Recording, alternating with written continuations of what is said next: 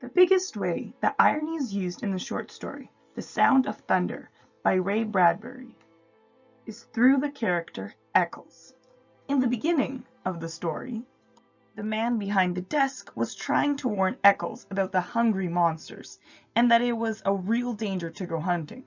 Eccles got angry at the man, saying that the man was trying to scare him.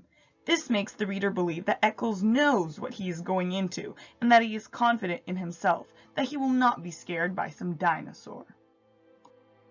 Another thing that Eccles does in the middle of the story is playfully aim his gun, which shows again that he is not too worried about the whole trip, and still thinks he is a great hunter, while also mentioning that he's hunted tiger, wild boar, and elephant before. This all leads up to the most ironic scene in the whole short story. Verbal irony, the type of irony used when a character says something to contradict their actions, is the most apparent in the story. Eccles is the first one to panic when he sees the T-Rex and says there's no way the hunters can kill it, even though we remember how confidently he talked about this trip. He is the first one to bail and run back into the machine.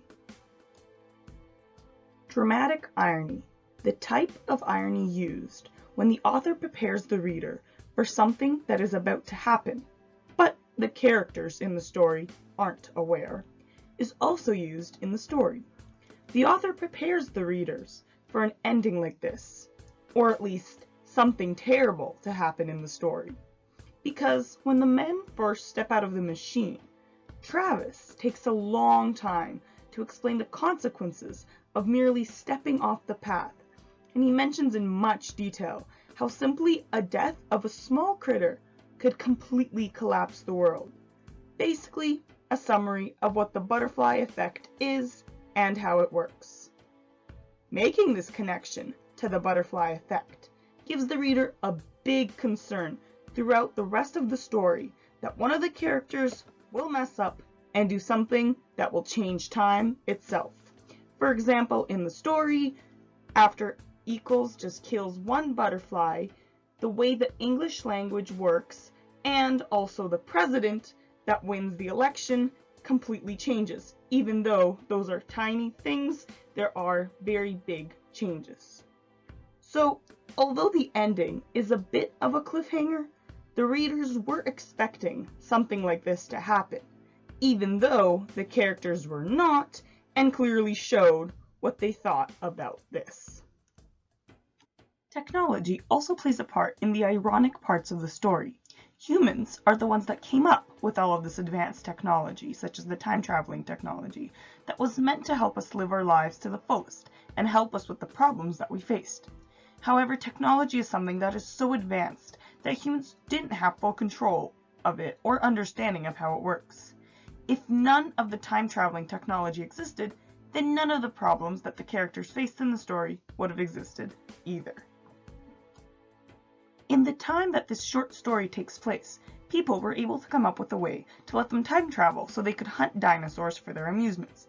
This is an example of situational irony, because humans are the one that invented the time machine, and it is exactly this time machine that destroyed their world, or at least changed it drastically.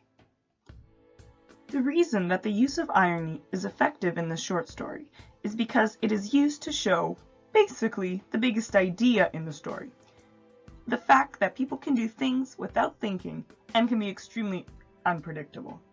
It's just human nature. Time Machine Inc. seems like a very developed company, since they receive a lot of money from the hunters and have access to the expensive weapons and protective gear. A company like that has most likely taken a long time to think every single little thing through, to minimize the deaths of their crew and their customers.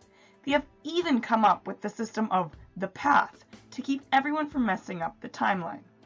Ironically, they forgot the biggest independent variable, human behavior. Time Machine Inc. should have easily expected that there will always be at least one person that will not follow directions and will panic, since it is not every day that you can time travel.